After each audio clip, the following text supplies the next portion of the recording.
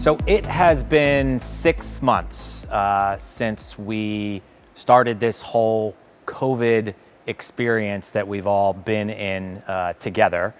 And I wanted to take some time to get some industry professionals together as a roundtable and talk candidly, openly about different things that we've been going through, things that we may not know that other people are experiencing, that maybe you may think that you're just going through it by yourself, or what certain opinions you might have, or maybe really just anything that you might want some information on, or you want to see what other people have been going through.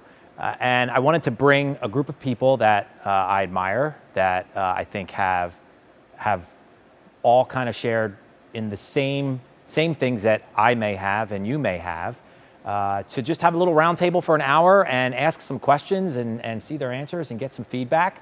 I'm going to let them introduce themselves because they're all really good on a camera, so I don't think I need to introduce. So I'm going to send it over to Jeff first. Jeff, if you want to take a couple of seconds and introduce yourself. So it's a pleasure to be here. Thank Jason. Jason and I have had the pleasure of working together for probably about a dozen years, and have become more and more involved in the last 6 or 7 months as we've all had to adjust and adapt to our livelihood. I mean, for 19 years, I served as a MC or host for live galas and golf outings as a licensed fundraising auctioneer. And as I mentioned, you can imagine when your livelihood is event-based, this is a banner year, right? So I had 106 events last year, and this year to date, I had 5 in February and March, and then that's been crickets.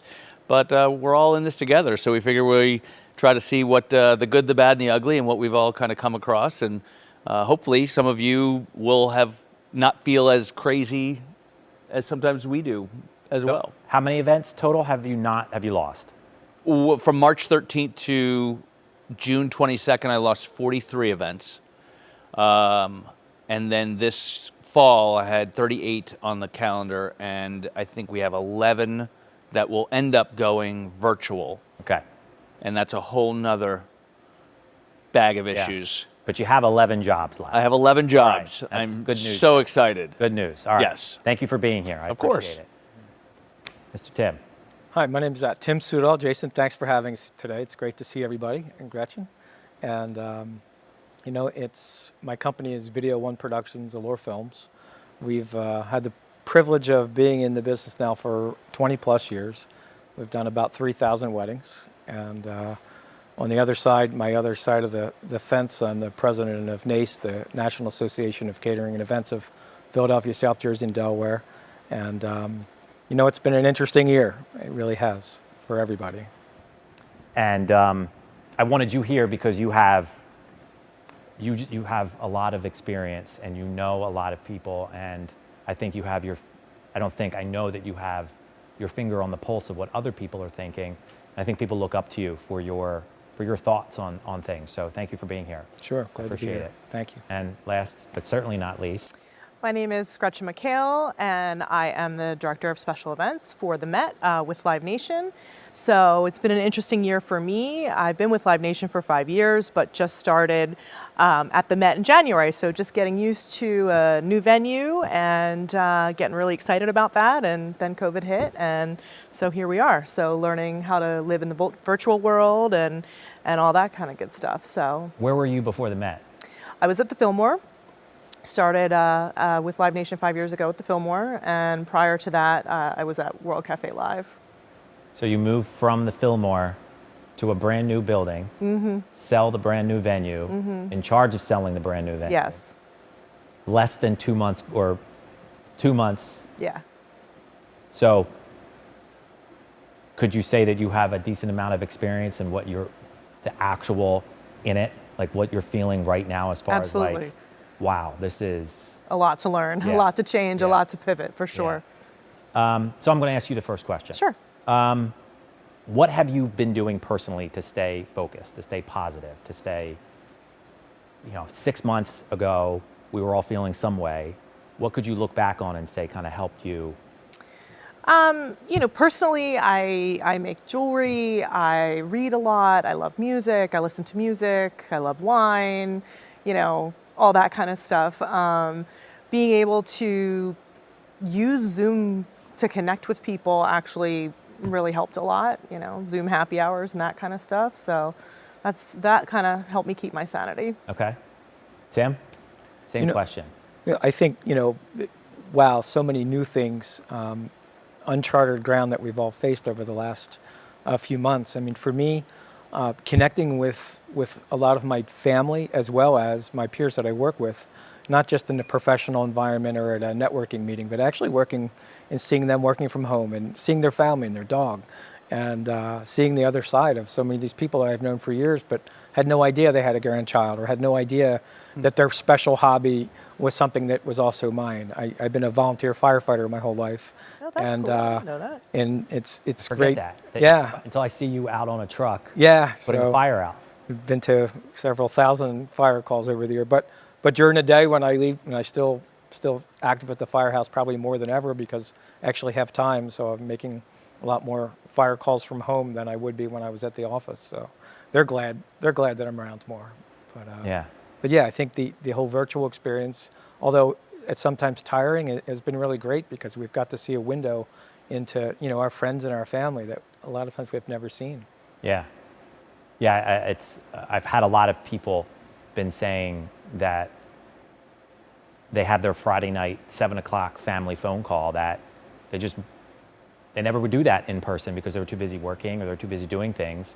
And you get to see a little bit more of people. And I think that certainly can keep you positive because you got people in the background kind of rooting you on and helping you out. I can't say, I think I've only done it once. Like a Zoom happy hour? Yeah, I've only done the Zoom happy hour. I just can't, I don't know why I can't get behind it, but. Yeah, I mean, similar to Tim, I do it with my parents. It's kind of like honestly, I've only seen them once since Christmas.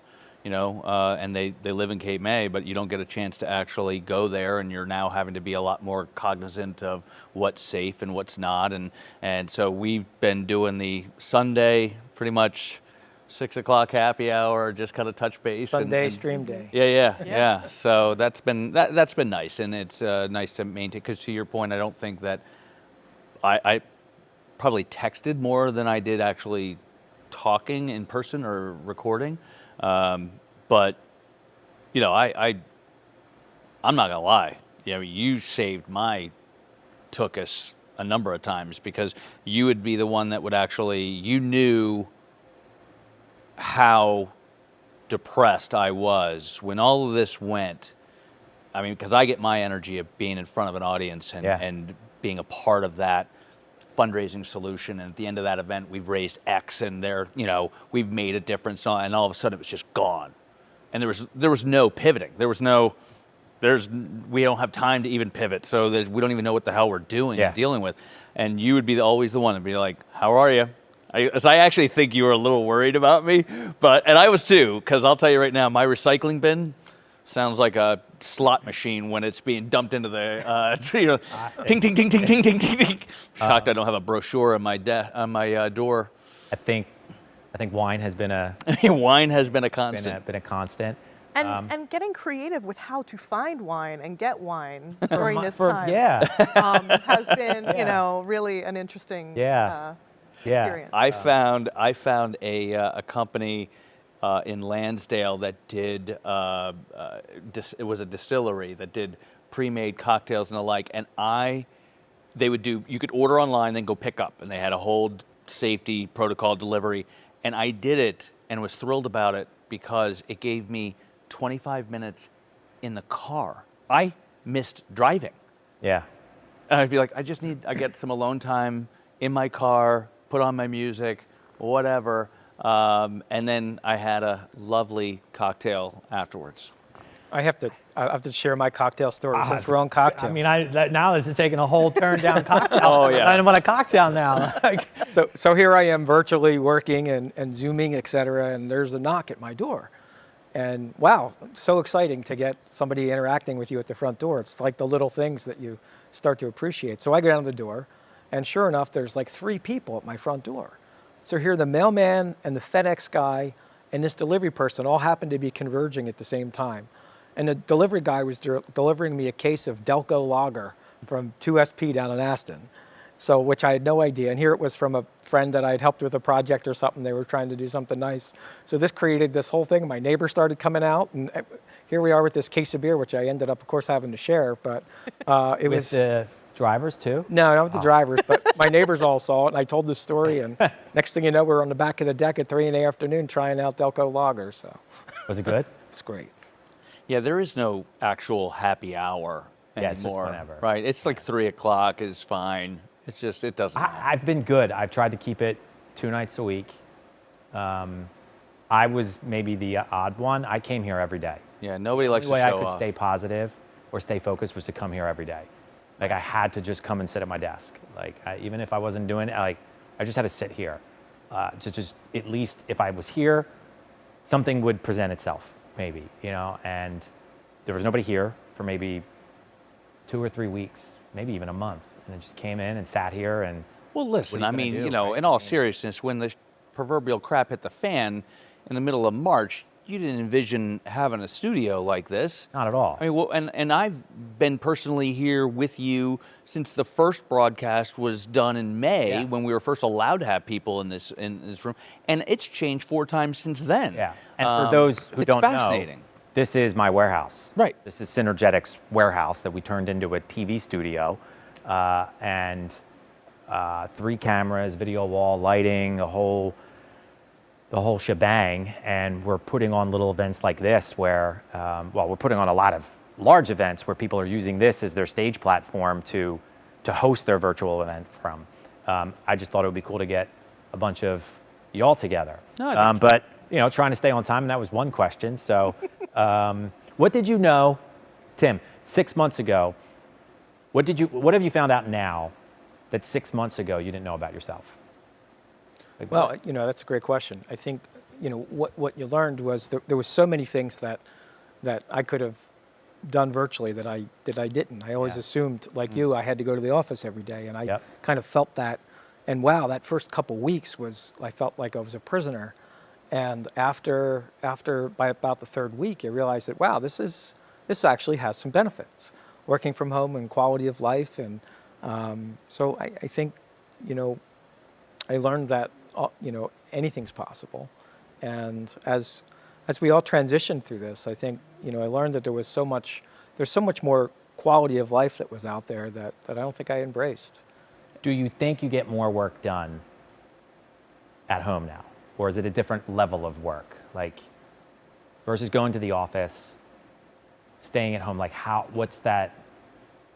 So I need structure. You know, Okay. I always did, and going to the office gave me structure. So I found that working at home initially was challenging because I didn't have the structure, and you know, I'm watching the news for longer than I should have, and everything. You know, the days kept getting shorter because I was doing less work, and so I found that you know having a routine where you're going out and doing your walk or your run in the morning, and then coming back, and you know, I really had to get more structured with my time from home. I mean, I had done it years ago, Yeah. and then worked into the office, but now I'm doing kind of the reverse engineering.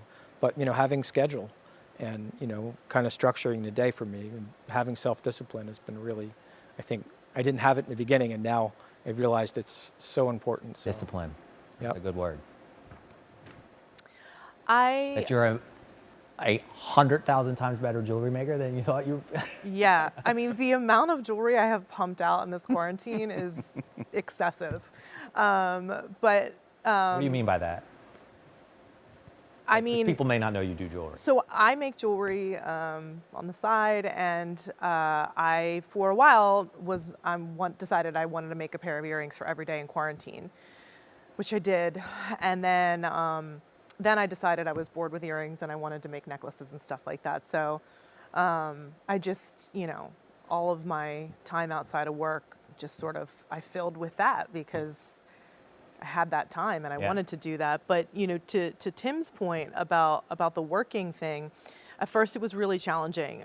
You know, I was used to, you know, my routine. I get in the car, BBC One radio in the morning, my Dunkin' Donuts, get to the office, hello to everybody, sit down, get to my work, do my thing, have my meetings, and then all that is just gone. And so figuring that out, the first couple weeks I was, sort of doing the sweatpants thing and not really, you know, thinking that this was real life. And then I was like, you know what, this is life. We have no idea how long this is going to be for.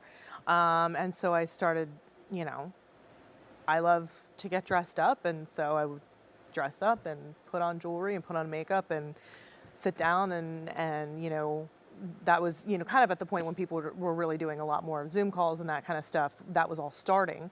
And so I really found that I did get more of that time where I was able to really focus on my work, but then really had, I had no wasted time. So I had no commute time.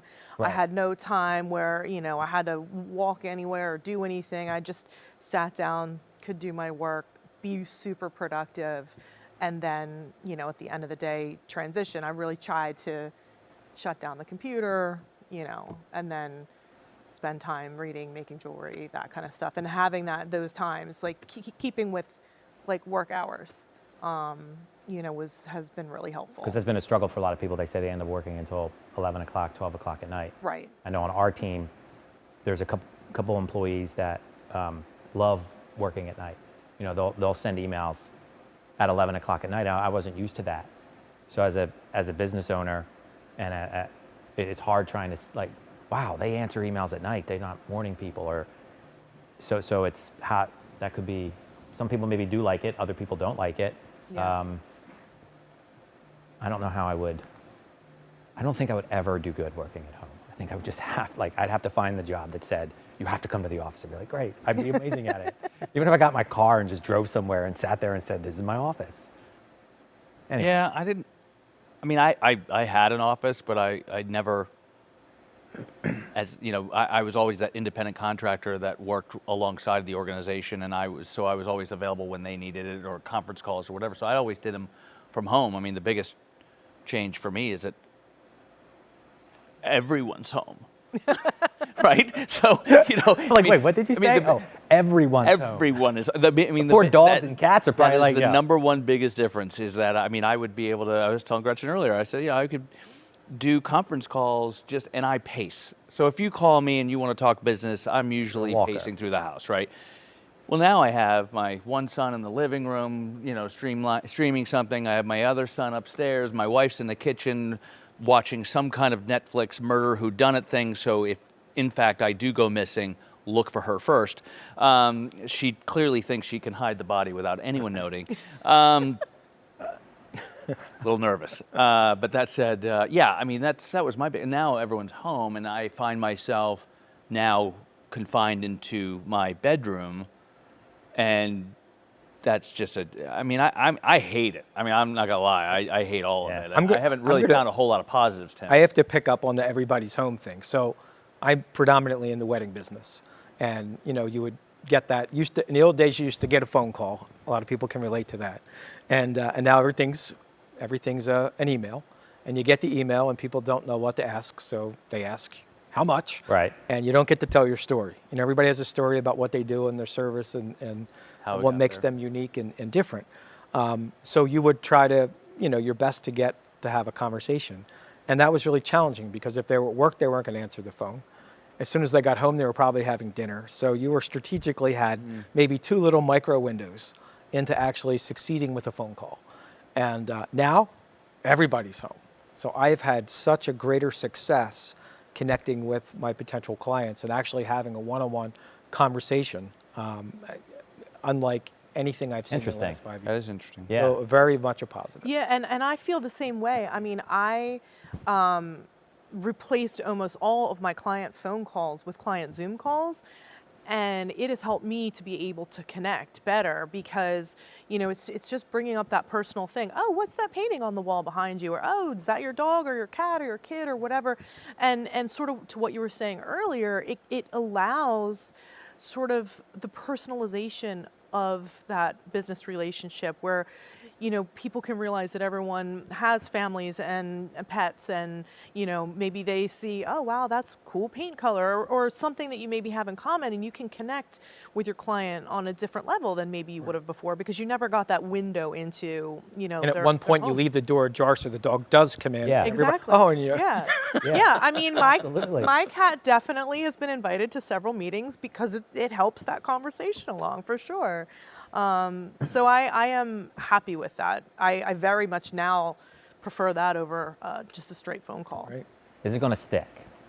Do we think a year from now, our industry, the hospitality industry, is going to find a way to continue to have their teams work from home?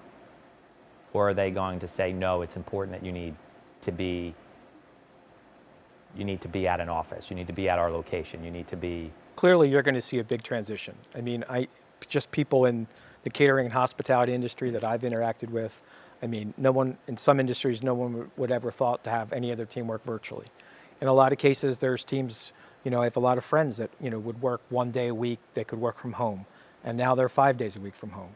And they're trying to call up to come into work, and they're like, no, we don't want you to come in at all.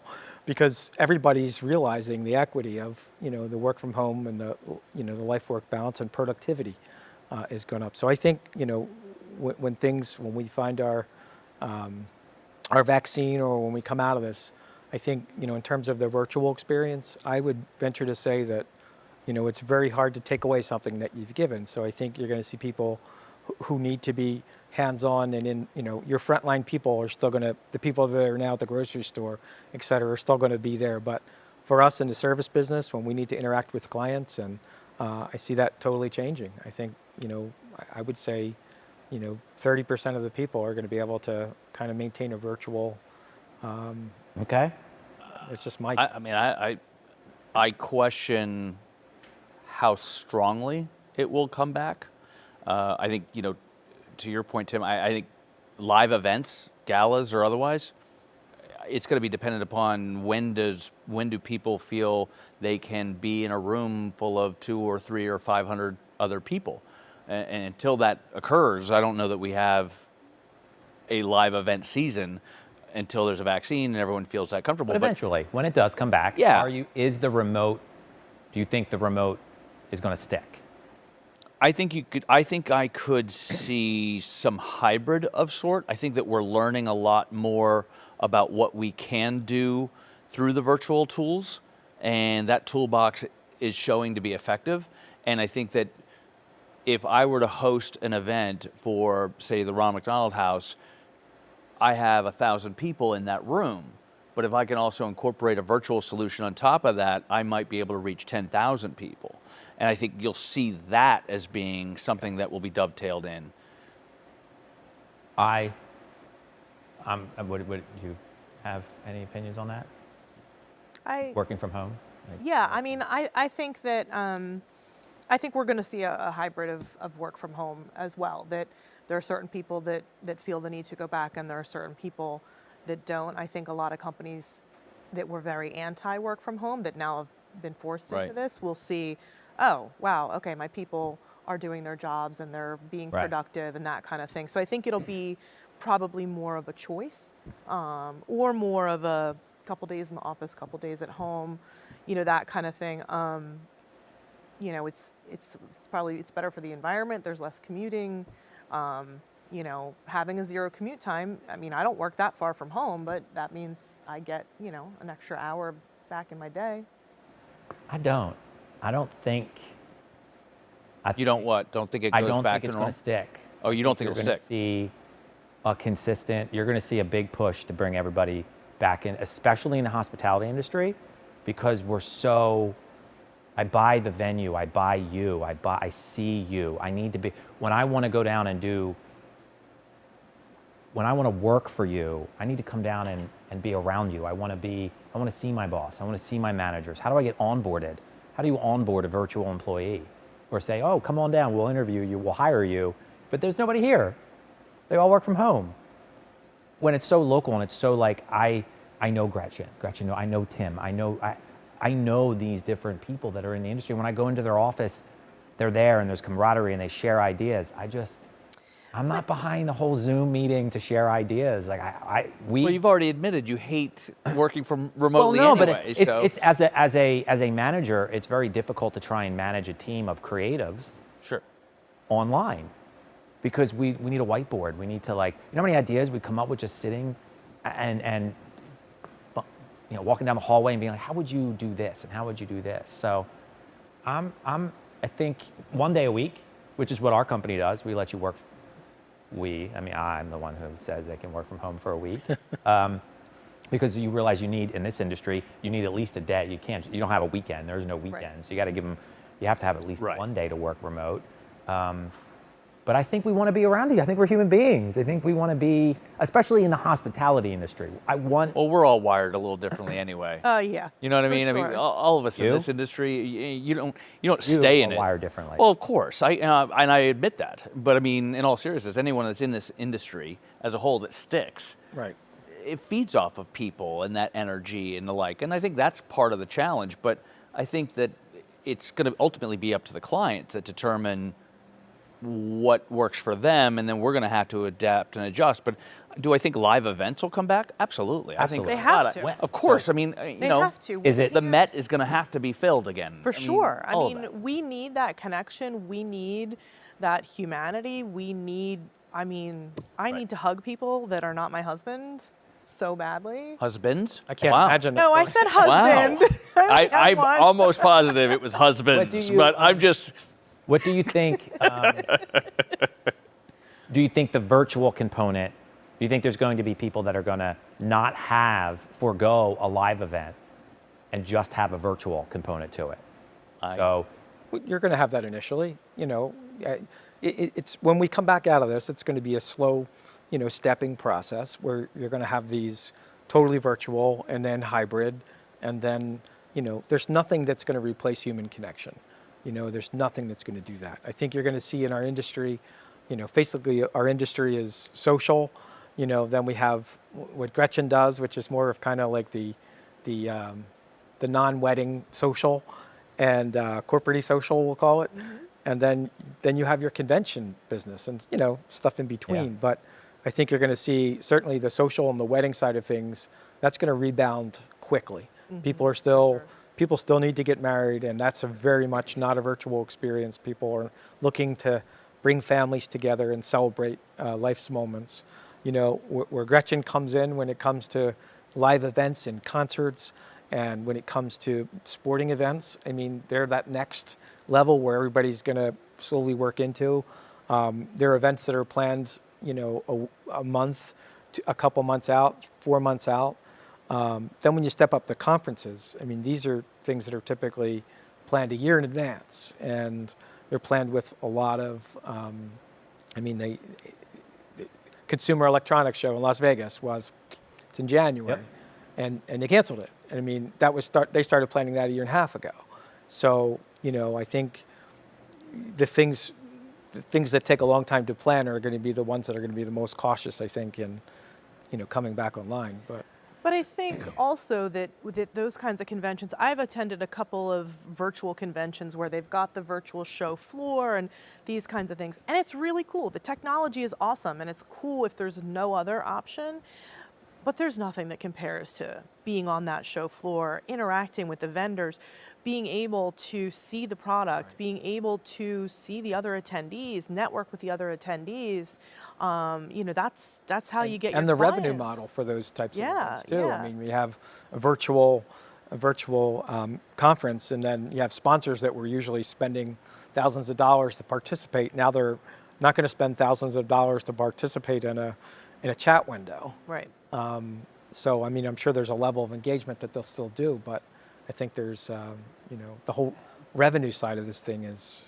And it's people want to go to Vegas, they want to go to Orlando, they want to go to LA, they want to go to Salt Lake City, they want to go to Chicago, they want to travel to these cities to have a conference because they want to see their friends, they want to eat at the restaurants, they want to stay in the hotels, they want to go experience that city to potentially go back and bring their family, bring their friends to say like, oh, I've never been to Dallas before, I'm going to go down there and see what that's about. Because let's face it, we can't sit at home or sit at our desks all day and do a conference. Like, you need to get away from your company. You need to get away from your normal day-to-day stuff to experience something different, to come back recharged and refreshed and have a different perspective. So I think when you absolutely have to have a conference online, you'll have them. When it's just cheaper or easier, you're trying to start a conference and you want to see, let's try and do it online first. But I can't see NAB or LDI or any of the AVIXA conferences, which are all audiovisual, them not doing it live. But it's definitely a conversation that's come up. Just like where, SEMA. Where are we a year from now? Yeah. You know, it's August 2021. I think we're really going to be in a hybrid model for a really long time. What's a really long time? I mean, I don't think that it's ever going to go away. I mean, I think that you know what you were saying about the Ronald McDonald example. Well, if I can have a virtual component to my gala and get 1,000 more people attending and donating to my charity, yeah, I'm doing that. So that way, you know, we have the gala, the actual gala at the Met. We got 500 people. We're sitting there. We're having dinner. But then we've got another 1,000 people that are attending virtually. And so the reach of that event becomes even more exponential. And I think if we are able to, if we're smart, then we're using all of the experiences and the ideas and the good, the bad, and the uglies that we're learning about right now, and we're incorporating that best practices solution for when we come back out of this. That's where I think you have the people who need to be involved, the social aspect, being emotionally driven to participate or support an organization will be there. And then if you have an entertainment product to also provide alongside of that event, you're creating a need or a want on the virtual side for them to participate as well. So I think that we'll see a broader audience, but I think all of the venues that we are so used to broadcasting from or performing at, hopefully they all stay open and we're back a year from now. I am well on my way to having to plan for 38, 40 fall events next year. That's my hope. And I see, Tim, I see that really could be benefiting someone like you, where if you're at the Union League and they have a 500-person dinner, that they could potentially have 1,500 more people. And how do they put that online? Because now they value it. Right? They value the fact that they could sell that ticket for $35 and they can still donate, they can still be part of the experience, they can still see what's going on. But how are they going to do that, right? Because that's really your world of the video and... Yeah, it's been you know, just the last few weeks for me. So my whole fall business moved away. I rescheduled about 54 events, all to next year. So next year's booked, unfortunately. But now I'm doing these virtual events. I did one yesterday, and it was 60 people. And then they said, well, we're going to invite 200 people to come to the event virtually. So we want you to stream it. So we streamed it. And next thing I know, they said right before the wedding, we need to bump that to 300. And then here we are in the middle of the wedding, and they're calling me. They're like, we need to get more. So they ended up with almost 450 people from all over the world that were beaming into this live event to partake. And I'll tell you, it was awesome from my perspective. You know, when you think of a Zoom call, you just think of when you're on a, you know, there's a panel and there's all these other people. It's, you know, but when you're in a social event and you're there to celebrate someone's, you know, best day of their life and you have a connection with that person, it was really awesome to see these people. They all muted themselves, and when it came time to hit the glass and say Mazel Tov, everybody unmuted it, and to hear 500 people or 400 and some people on a call at the same time celebrating with the client. And right afterwards, the bride went down the aisle and the bride and groom got the iPad and were just swiping and interacting with people that, you know, it was really, really neat. So with that virtual, the hybrid model, which we all agree is going to be there for the probably forever at this point, do we think as we come back into it, the rest of 2020, 21, 22, do you think budgets are going to change? And if you think the budget is going to change, do you think that nasty, fun, awesome little word called discount, what's our... So I think that the budget conversation has sort of moved around a lot during this whole process. So in the beginning, companies didn't know what they were doing, and everything was being canceled and everything was being changed. And then there was a little bit of wait and see, and then they were starting to pivot to virtual. And various companies are in various financial states based on whatever kind of industry they're in and those kinds of things. So there's definitely been an all-around belt tightening for budgets with every industry. But I think that, now as we see we're sort of in this for the long haul, they're like, we've always had these 10 signature events per year. They need to continue to happen. How do they happen? And there has to be a lot of education. So, okay, well, you used to spend $100,000 on catering. Well, now you're not spending $100,000 on catering because these people aren't here. But that doesn't mean you're not spending that money. You just might need to reallocate your budget line items. And so I think that it's up to us as suppliers to sort of educate the clients on, this is what you need, and this is how you're successful, and this is how your event will be successful. There's a little bit of discounting and there's a little bit of negotiation that you will always. We were talking about this, yeah. I always tend to negotiate if someone's booking something that's 6 weeks out instead of 6 years out. I'll be like, oh, I've got the date. Maybe we can work together a little bit on price. But I think that we need to also make sure that we're not undervaluing ourselves and our services, and that we need to educate the customers on what they're getting for that money, and therefore giving them that value. Yeah, I see. What I see happening is kind of, just I talked about the 3 tiers. Like in a social business right now, it's just the basic laws of supply and demand. In the social world, all these events, both for hotels, both for local venues, for photographers, for video, for the service-oriented, we're booked up for next year. So there's not a lot of supply for what we do. So, supply and demand, I don't have to discount anything for next year.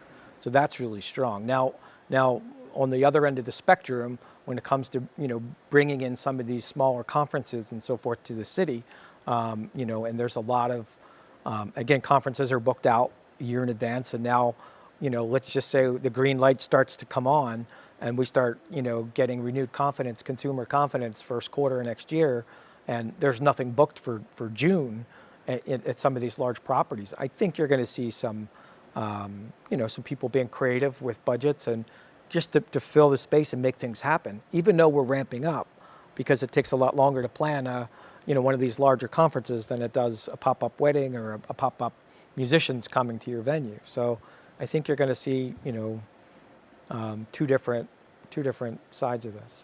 Okay. You being the single person in your company, right? Do you think the budgets are going to be the same for you, and the value for you will be there? And do you think you're going to have to discount with them, or what are you hearing? What are you seeing from them? No, I mean, I'm much in the same way as Tim is right now. I mean, look at my 43 events that canceled March through June. They've already looked at either trying to book in the fall, found that they couldn't, or are now trying to do it virtually, where we'll record it and then broadcast it later, or they're already established for the spring, and there aren't that many who do what I do, so that's kind of helpful. But this virtual platform has also created another avenue or another niche that I can fill.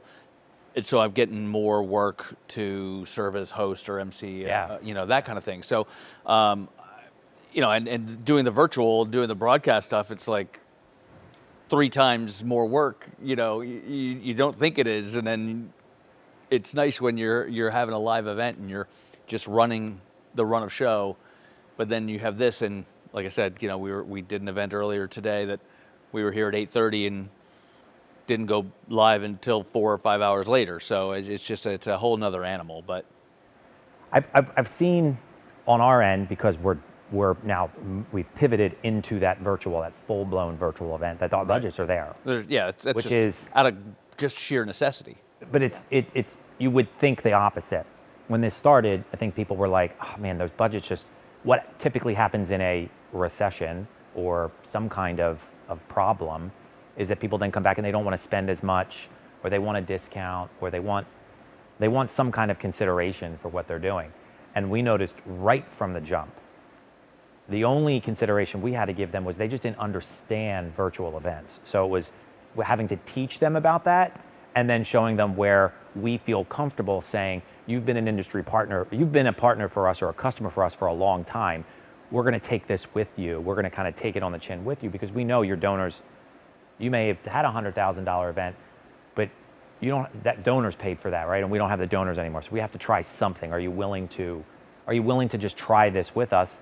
Why not? We'll give it a shot. But the budgets, for the most part, are there. Yeah, I mean, for me, it's a matter of like, I'm going to keep my fee the same. I'm not going to raise my rates for the increased responsibility and job aspects of it. I'm just thrilled to death to work. So yeah, if we could do that, I think everyone's kind of in that same, like if we could all just be working, just keep doing it and be relevant. Yeah. I think that's, and I think, there's for anyone that's watching this, I imagine that you're all in the same boat, and that's a hard thing to try to figure out what next. And then you just try to just keep plugging, just keep just keep moving. Yeah. One of the things that I said from the beginning was the communication. Constantly communicating with as many people as you possibly could. Your own team, your own family, your own friends, your own vendors, your own professional, like anybody. Just communicate to say what's going on. Here's what's going on with us. Here's what's happening with us. And when I find now when I'm trying to communicate with a lot of people, there's these companies in the hotel and the hospitality industry. These people don't work there anymore. Right. They're not on the team anymore, it seems, or I don't know what's going on with them, right? How different do you think the landscape's going to be from us? When we would go to a networking event and see 200 people at an ACE meeting or 150 people at an ILEA meeting, how different is that landscape going to look?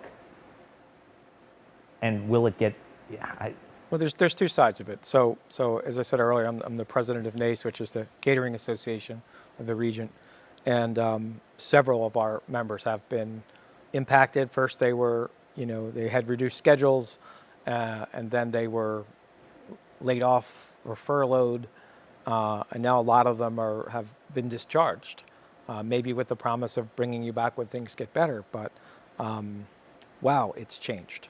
yeah, It's changed a lot for them, Yeah. and I think that. But on the other side of this, I mean, the economy is strong. Unlike all of us who experienced 2009, when we woke up and business for the following year went away and budgets were, evaporated. Yep. This is different Yep. because the economic outlook is still positive.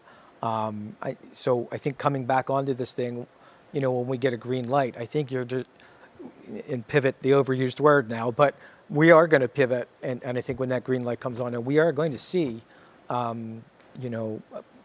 people, a demand for all of these services Yeah. and all these Yeah. talented people. So we need to be, and you talked about communication. When this thing first happened, I'm going to talk to you, Jason, because you were very helpful for me and for many of our colleagues. You were, when it came down to, figuring out how companies were going to get funding or temporary funding or PPP or EDI or all those different things. You were a great resource. And those Zoom calls for all of us that were on there, we were able to help each other and share that. I know you mentioned earlier before this show that we were, how helpful Jason was with so many things. Without question. So that communication becomes a vital link for all of us. These Zoom calls, sometimes painless at some point or painful at some point, they become a lifeline because we're not just sharing, about PPP, but everybody's experiencing challenges. And you know what, I might have a challenge that I haven't figured out, but you two have maybe just worked on last week. And, I can't just call up Gretchen, every other day and say, hey, have you heard anything new? But next thing you know, we're at an industry virtual call or we're at an industry meeting And we're able to help each other with all of this. I mean, what you do in terms of virtual fundraising, in my world, I would go film a lot of these video events and fundraising events, and and now they're not happening. People, there's a whole industry that's looking, how can we keep our nonprofits going during a time when live events? So us being able to share resources for what you do, and Jason, when I came here today, I mean, this set, I'm in the video production business.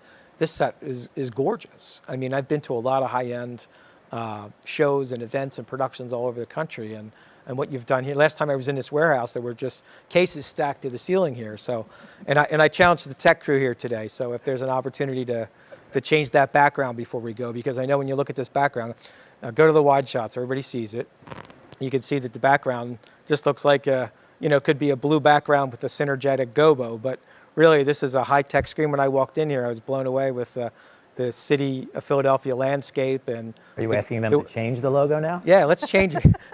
Sure, they can change it so you can see. Throw up the show what MPI it prior logo. They're all back there now, being like, why is this guy challenging us? Well, I mean, I've done events here where I was conversing with Zoom participants that were on a 20 by 30 HD screen that looked like we were filming the Bill Maher show on HBO, where he's literally interacting with them, and it's not split screen, that Zoom fatigue that we're all dealing with, and come on, you guys are better than that. I gave you how much time? You can't change that background? What's going on over here? We'll get to it, but finish your point. No, but I think seeing what if, being able to answer that question, what if, and I'm going to leave here today with a greater knowledge, because my wheels are spinning about now. These people have reached out to me about things that I can do, virtually. I mean, I've been challenged over the last 3 weeks, as I shared with you earlier, about how to make multiple things happen virtually,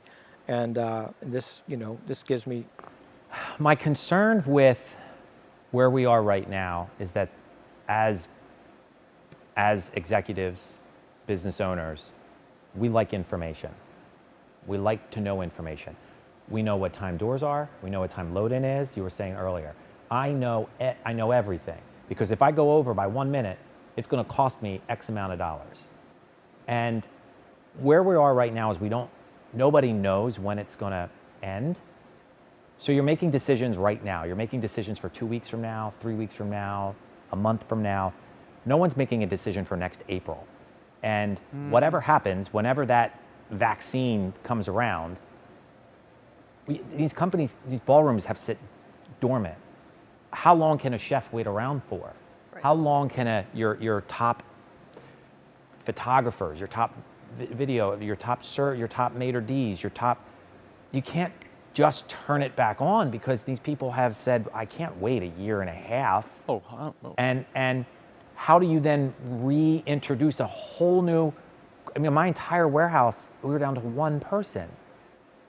If you called and it changed, it changes in February, I can't just go hire warehouse help. They're not here anymore. They all got other jobs. They've all figured something else out, because they're realistically saying, Jason, we can't just wait around for you. We have a family to feed. Right.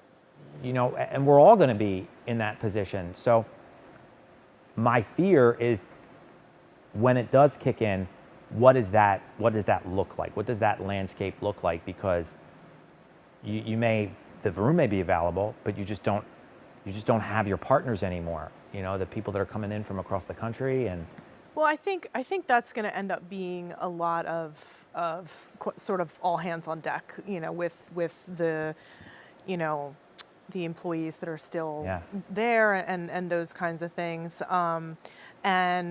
And that's going to be an exciting time, when it's all hands on deck, and we're get to do that really exciting thing by bringing people back, or, posting new positions. Within our industry. I think our industry has so many incredibly talented people that, we can't lose them, and we need to figure out how to bring them, all back. And the other thing is, between now and then, we need to continue to work with our legislators and people in government to help support our industry. Couldn't agree more. I'm involved in a few different groups right now, and our sole goal Live Event Coalition is to to work with government. I mean, we are kind of the unforgotten industry. 40%. We are the last ones, to Oh, get a and we're lifeline. going to be the last ones to come back. reopen fully. Right, and Yeah. look at the landscape of all the amazing restaurants in the city of Philadelphia, and all those. I mean, I don't know. I mean, I hear all these alarming numbers about people that aren't going to make it till the vaccine, or aren't going to make it to Absolutely. first quarter. They got huge rents and huge overhead, and unless they've got a lot of capital behind them. I mean, and now we might be able to open for 25%, I think, capacity, in the beginning of September. So we'll see how that goes. But these poor people have been Yeah. struggling.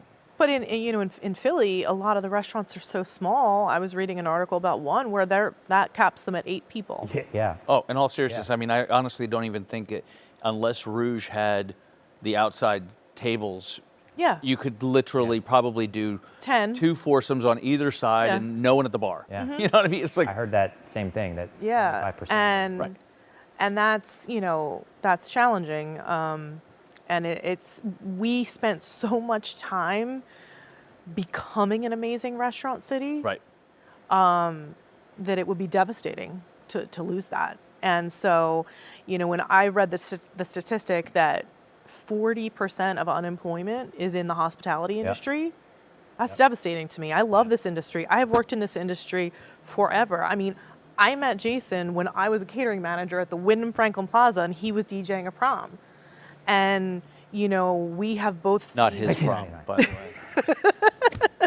way. it's been a long time, but that's what this industry does, is that it fosters relationships, and it's built on relationships, and who your experts are and who you can go to. Right. And the other thing I'm really worried about is, how are we going to build those people to come and take our places? How are we going to grow those 20-year-olds, those people just getting out of college? How are they going to meet us, network with us, grow into roles in the way that we have? I'm worried about them. That's a great segue into the last part that we want to talk about. Young adults are resilient. Yes. And I look at this as a perfect opportunity for them, because they can jump a lot faster than we could. It took you 20 to get from where you were to get to the position you have. I mean, you did it, went here, went there, did a good job, went here, went there, did a good job, went here, and now you're in a position that's like, you've worked really hard to get to where you are. You've built your business, I mean, 30 years?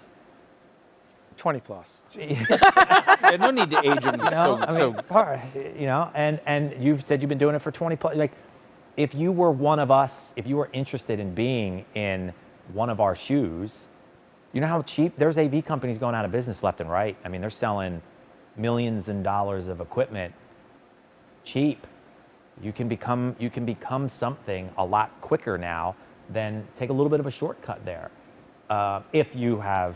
But it's Yeah. also like, there's also a little bit of a downside to it, because to your point, that the ability to host your own show on YouTube or Instagram or otherwise, and while we love that content, and we're, TikTok is driving and everything else, there's just so much out there that's not sustainable, that we have to be somewhat aware of how do we make ourselves available in a mentoring role, so that they're prepared. They may be technologically savvy. I'll grant you that. I mean, my 15 and 18-year-olds can run circles around me and the like, but that doesn't make them qualified to do what I do or what Gretchen does, and certainly not what you do, Tim. It's just, I think that there's still going to be a need to develop.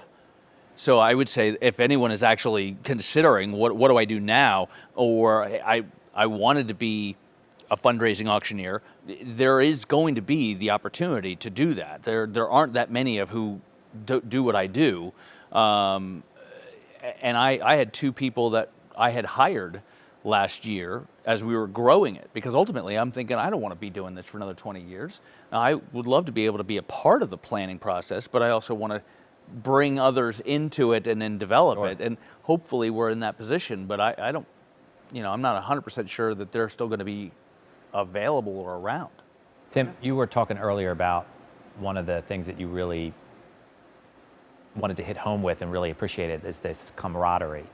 Can you talk a little bit about, especially for the younger adults that are in this business, how you've seen everybody come together to help each other, to help us get in front of the right people? Yeah, sure. So, particularly, with our NACE group, the Catering Association, we've got a lot of younger members, and we've got, a student chapter that's on board now, and, they're, we'll sit down and we'll meet with them virtually, and, this is all about relationships. So helping them meet the right people and help, our younger members really establish, not just a connection, but a rapport with people that, are thought leaders in areas that you want to go to. So from the NACE perspective, it's been great because we've been able to help our members connect. From a personal perspective, it's been great because there are so many people out there that are just starting their careers, that my board and people who work with me in the Catering Association, I mean, we're able to reach out. There's some of these kids that are out there, and I say kids, in their teens or late 20s or early 20s, that possess these skills now that a lot of these, more matured, seasoned professionals don't have when it comes to going virtual, when it comes to using these tools. So it's a great time for our younger, our younger members, our younger professionals to step up and, reach out to these companies. I can't tell you how many hotels that I'm working with now. They're just, and catering businesses that are just trying to figure out how to communicate with their clients, and how do I do a virtual site tour? All these different things that we would have never thought of, 6 months ago. And, this next gen has got all these answers and can quickly go in and help. So, it's like you said earlier, it's, the cost of entry. I go on to Google Philadelphia photographers, and 5 photographers pop up at the top of the list that I never heard of, that I never worked with. So good for them. They figured it out. I mean, they might not know anybody not know any of us or have the experience, but wow, when it comes to somebody searching organically, bam, there they are. So, wow, there's a great future. They understand technology. They understand, what it takes to be successful. And I think what we can bring to the table with them is help with connections, help with those intersection points to bring people together. What do you think? I'll ask 2 questions. First question, for the younger people, younger adults, and then for the people that are more mature, that have been seasoned a little bit more. 1, 2, 3, 4 words that the younger person should be doing right now. What would you say is like values or tactics that is important for them to do? If they want to be in this business, they want to stay in this business, they're scared as hell because they're like, I went to school for this, I had a job for 1.5 years or 2 years in this, now what am I going to do? I mean, I think that as we talked about earlier, the need for live is always going to be there. The need for experiences, the need for travel, the need for that interaction is going to be there. So, I think that figuring out a way to stay in this industry is important because it's never going to go away. It's going to be rough for a little while, but it's always going to be here. So patience, I guess, would be. That was a lot more words than you asked for. So, but thanks for. No problem. Thanks for that. I would say quite clearly, put yourself out there. Don't be afraid to reach out to if I was a DJ, because you were a DJ, right, Jason? Isn't that where I met you at Celebrations? You were DJing. Yeah, that was actually where we met, Celebrations. I think I had a DJ name at some point. No, it was actually. You did not. Way back in the day. Oh, good Lord. But if I was a DJ and I wanted to put myself out there, and I wanted to reach out to a venue and say, hey, my name's Jason. I worked there 1 or 2 times. I really enjoyed it. But I'm really good at, streaming in this, and I'm not asking to charge you anything, but I've helped a couple of the other places that I work at, and I think I could here's a couple ideas, and just share some of your wisdom and knowledge, not for profit, not for pay, but just put yourself out there. And I think, helping people be successful, especially during this time, and not looking for quid pro quo is a word we all learned, right? Not looking for quid pro quo, but actually looking to, to deliver value without remediation and help people. And that's, There's that's going to go so much further. consultant that works in the AV business, and he gives out so much free information. And there's a lot of people that are like, why do you give out so much free information? He says, because I help people. That's my thing. I want to help people. I want to help as many people as I can. And the people that think they need more help, they'll pay me. But the rest of you guys can take the information I give and do what you want with it. What would you say? 2, 3, 4 words? No, I would just say, especially for the younger, I would say produce as much content as possible. Okay. If you're a DJ or a VJ, you should be figuring out a stuck way on the to. DJ part. Well, no, but I mean, that's probably the So easiest you're a way. photographer. You're a photographer, you put out your content. Your Instagram had better be phenomenal. You had better have a website that showcases your talents. I mean, there are photographers that I'm following on Facebook because their images have been fascinating and amazing that I wouldn't have ordinarily known otherwise, but maybe they end up being at the tip of your tongue when you're hiring them for later. If you're a DJ, then you should be trying to figure out a way to host a Friday night dance party from your basement, if that's the case, and putting out content. I know we are doing similar, this is part of that, is putting yourself out there. For the older clientele, this too shall pass. I mean, what we do and how we've gotten here, there's a reason why we're still relevant. And those of us who have figured out a way to pivot from that established live event industry to the virtual and still be available to our clients will be still well received and needed when it all comes down to the end. It's just, if you love it, you'll figure out a way to stay in it, and it won't be this way forever. 2020, good Lord. Tim, what do you think for the people that are been around for a while and are kind of feeling the same way as the younger generation, the younger adults that are just as scared and just as like, what would you tell them?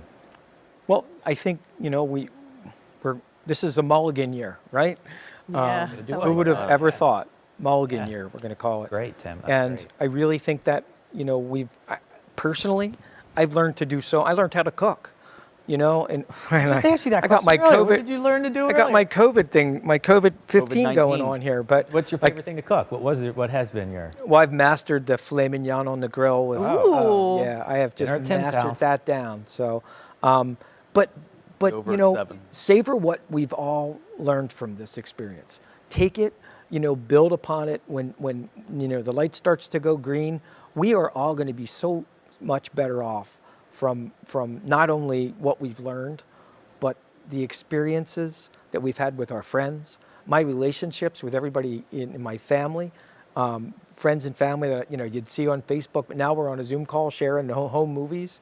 It's crazy. I think that's going to be hard for people but hearing it from you. Yeah, no, is I think helpful. there's not a time I'm not going to work with my professionals. I mean, now I'm starting to go back to events, but I mean, knowing people so much better than I ever did before. Yeah. And my relationships with the people that I know are going to be so much stronger just based upon this experience.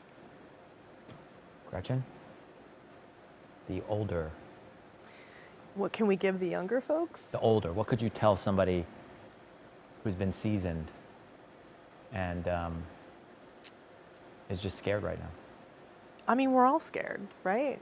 But, we have two ways we can choose to live. We can find a path forward, or, we can stick our head in the sand. And I think that you wouldn't be in this place, in this industry, if you weren't the kind of person that could find a path forward. Yeah, 100%. And this industry is crazy, and it's hard, and it's exciting, and it's thrilling, and no day is ever the same. So why would we ever trade that in for anything else? I think there's all three of those things, as well as communicating, talking to just as many people as you can talk to, and just creating, right? At this point, you just got to create and just communicate and let people know what's happening, what's going on. Even if it's sad, even if it's you're posting something or you're sending an email or you're calling somebody because you're pissed off and something went wrong, that's still communicating. Yeah. Right? That's still being able to say, hey, let's see if we can help. Let's see what we can do. And if you're trying to create something, there's always going to be room for people that are trying to create. Yeah. Always trying to be. Well, one of the things that I've really focused on during this time is really building up my LinkedIn connections, because so many people have lost their jobs and you had all these emails that now no longer work. LinkedIn has been such a great tool to stay connected with the folks in our industry. And I realized that I was never using that tool properly. I had so many clients that I was not connected with on LinkedIn, and I found that that's been a really great way to sort of keep that business community together, even if people are in different places, within their employment and that kind of thing. I gotta get better at that. Yeah, that's a great point. It's great, because I emailed someone who I had a Zoom meeting with a couple weeks ago, and I got this person's no longer with this company. So I immediately went right onto LinkedIn, messaged her, checked in, see how she was doing, that kind of thing. And, to me, that's a really great tool to have, because right now we need to check in with people personally and professionally and make sure that they're okay on both levels. Amen. 2020's been it's been a year. hell of a year. Yeah. All right, so we're 10 minutes past it, but let's finish it on, because I think you were the one who said, we got to be inspiring. We have to give some inspirational, maybe it was you, maybe somebody else, I don't know. Something inspirational to our industry, because I feel good. I feel a lot better than I did 3 months ago, and I feel a hell of a lot better than I did. I mean, I wasn't going to sleep. I would fall asleep at 4 o'clock in the morning just so I could get a good night's sleep. So it was what is going on. And now it just seems like, okay, we've kind of I compared it to the Thanksgiving Day table. We kind of got everybody had to sit at the table, and it took 6 months to get everybody to sit at the damn table. And now we're all sitting at the table, and we've all realized this is real. This is in front of us. We're all eating our dinner. No one's yelling yet. And then we're just about ready. I feel like now we're going to start to get up from that table, and we're going to start to go out, and we're going to start to figure it. We're going to start to figure it out. Yeah. So I'm feeling different. In 6 months, I could feel a little bit more, but my inspirational thing would just be like, I don't know what it would be. Mine would be vote. Just vote. Amen, Please, brother. baby Jesus. Just All right. November 3rd. All right. Tim, just what do you got? vote. What do you Hey, got? I would just say, we've got this. This has been an that's it, incredible yeah. ride. We've got this. Next year is going to be better, and we're going to help each other get through it. Yeah. Well, thank you. Did you want to? I didn't know if you wanted. You were tagging off Jeff, so I didn't know if you had your own. I'm good. You're I'm good? good. And also, what Tim said too, I'm so looking forward to the day that we can all come together and go to a networking event and eat an hors d'oeuvre and drink a glass of wine and hug each other and shake each other's hands and do all those things. And so, that to me is the light at the end of the tunnel, and we'll be there, and I can't wait for that day. And so. Into that. Well, thank you all for being here. Thank This you. is the first time we did this. I Thanks, think it was Jason. fun. I think it was informative.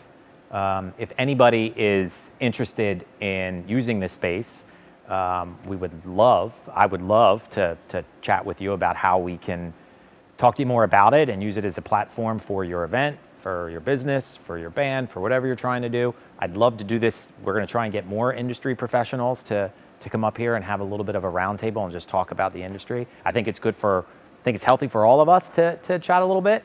So thank you for joining us. Thank you for watching, and have a good rest of your day. Thank you. Thanks.